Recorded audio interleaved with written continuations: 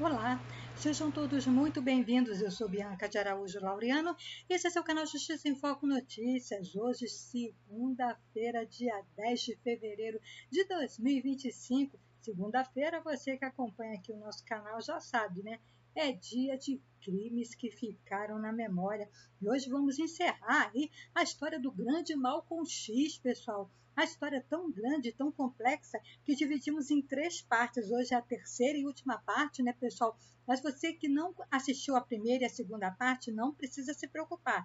Vou deixar na descrição do vídeo os 2 primeiros vídeos, né, contando a história do Malcolm X, né, muito importante na história da humanidade, marcou a história da humanidade. Infelizmente teve um fim trágico e entrou aí para a galeria de crimes que ficaram na memória. Vamos no vídeo de hoje falar aí como ficaram aí as investigações após a morte de Malcolm X em fevereiro aí de 1965, pessoal. Vamos lá.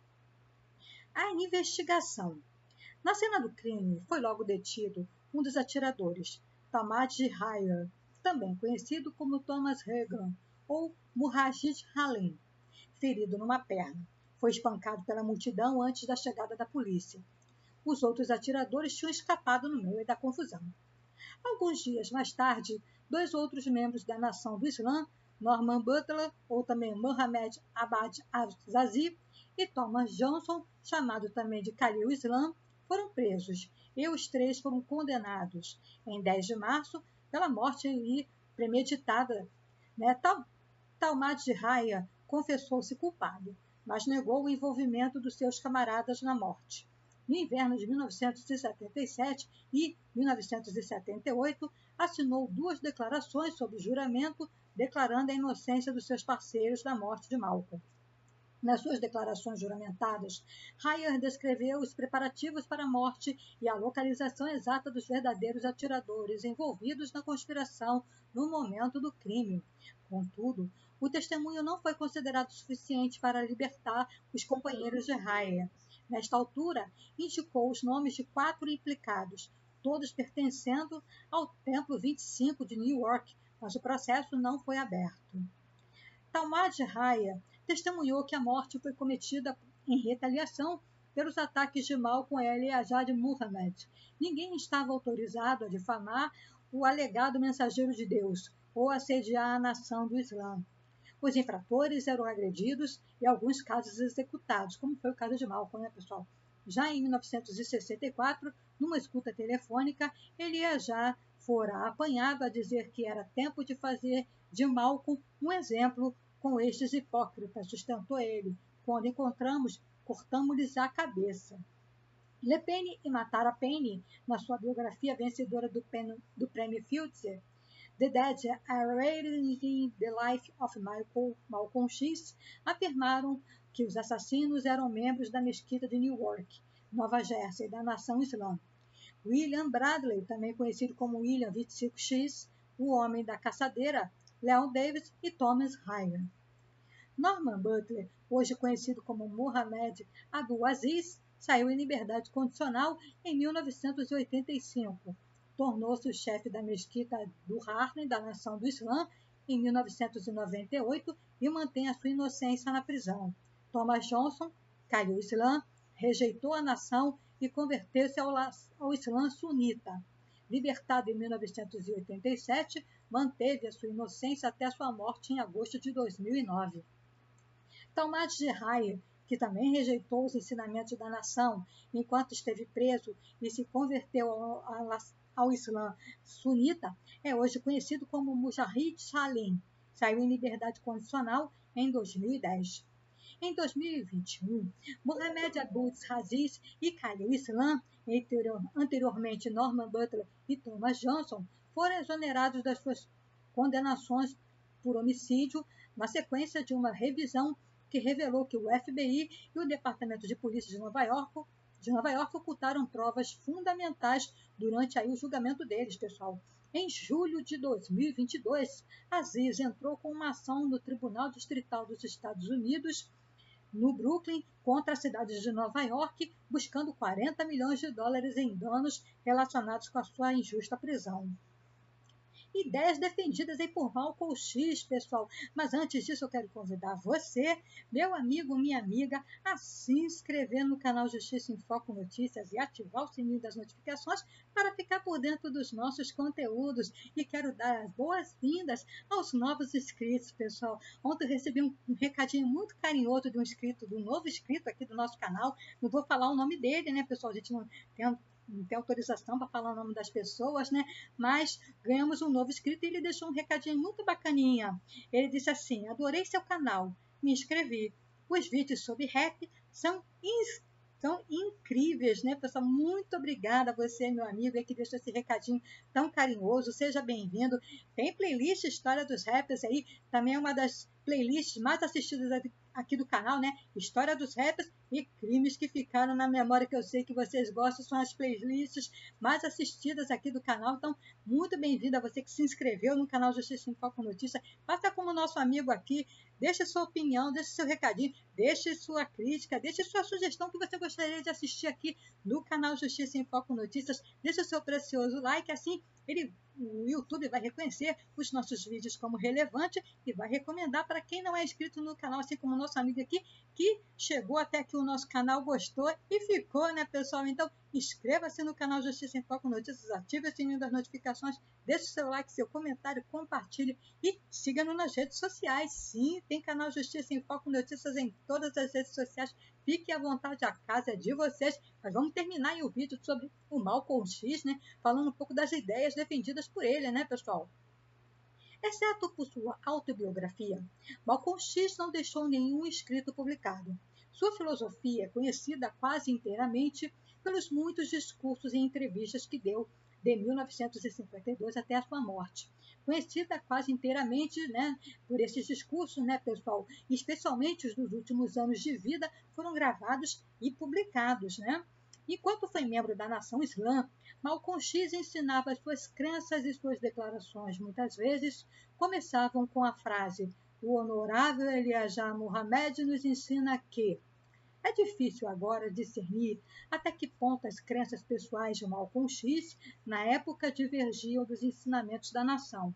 Mais tarde, ele comparou-se a um boneco de ventríloco que só poderia repetir o que Elijah Muhammad dizia. De acordo com as doutrinas do Noi, Malcolm X afirmava que o Islã era a verdadeira religião do homem negro e que o cristianismo era a religião do homem branco, que tinha sido imposta aos afro-americanos pelos seus senhores. Ele ensinou que Wallace Fred Muhammad, o fundador da nação, era o Mahdi e que Elijah Muhammad era seu mensageiro e profeta. Ao passo que o movimento de direitos civis lutava contra a segregação racial, Malcolm X defendia a separação completa dos negros e dos brancos.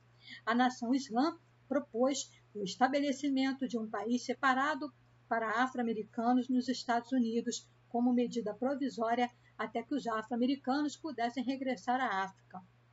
Malcolm X sugeriu que o governo dos Estados Unidos devia reparações aos negros pelo trabalho não remunerado dos seus antepassados. Rejeitou também a estratégia de não violência do movimento de direitos civis. Aí, então era um embate entre Malcolm X aí, né, pessoal, com o pessoal dos direitos civis, né? Infelizmente, né, defendendo, em vez disso, que os negros deveriam se defender, né?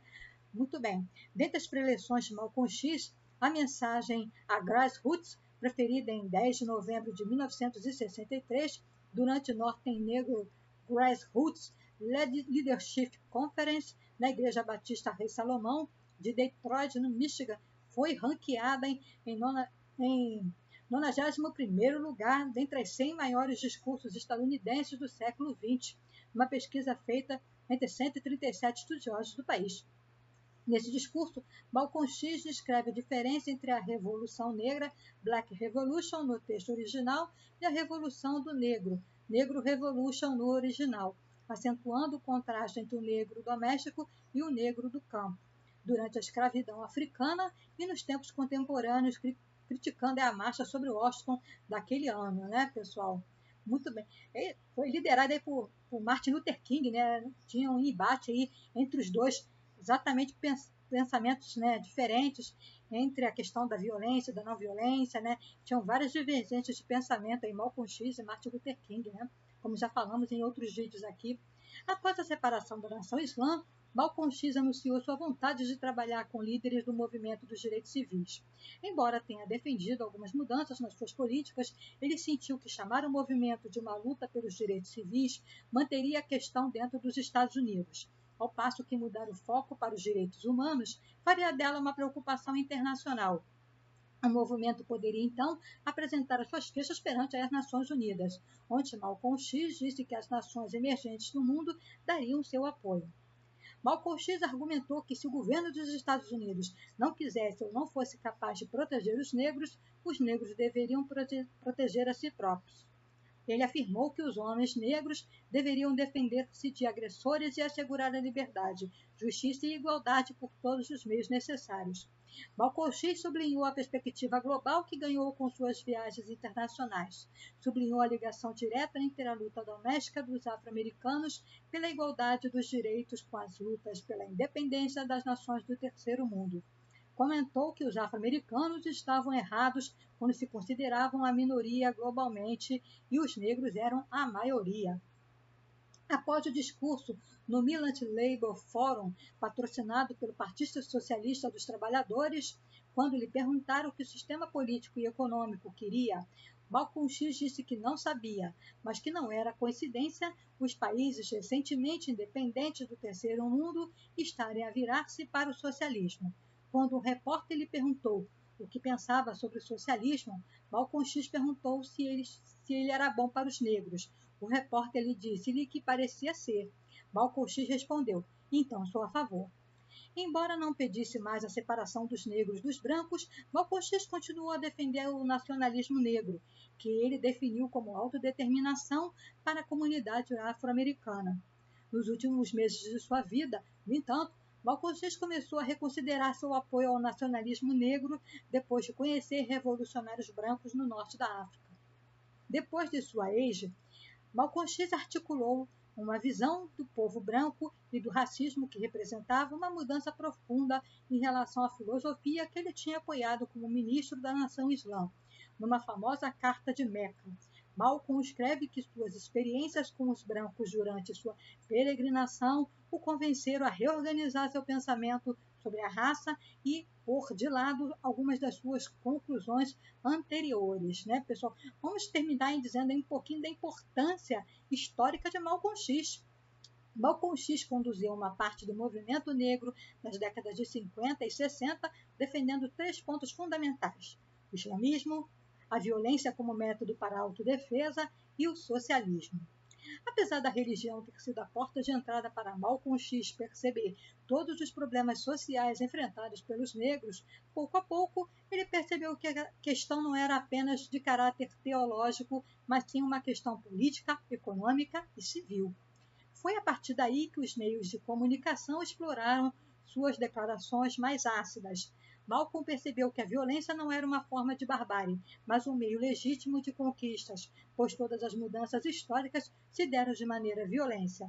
A violência proposta era, portanto, uma metodologia de transformação e não uma barbárie gratuita. O socialismo de Malcolm foi consequência da evolução do seu pensamento. Após ser traído por membros da mesquita do Templo número 2, gradativamente percebeu que a questão do negro passava pela estrutura do capitalismo. Desta nova forma de pensar, surgiu a Organização da Unidade Afro-Americana, um grupo não religioso e não sectário, focado nos problemas sociais das minorias na sociedade capitalista americana. A sua opção pela violência e pelo socialismo foi de vital importância para os rumos que o movimento negro tomou no fim da década de 60, tal como os Panteras Negras, né, pessoal? Também partidários da violência, enquanto método de socialismo, enquanto ideologia política. Está aí a história do grande Malcolm X, controverso, né, pessoal? E ele viveu aí, na mesma época, né, do Martin Luther King, né? Ambos lutaram pela causa negra, mas tinham pensamentos divergentes, mas ambos tinham um único desejo, né, pessoal, de melhorar a vida e as condições do povo negro, né, pessoal? Então, vale a pena aí vi a história de Malcolm X, marcou a história da humanidade.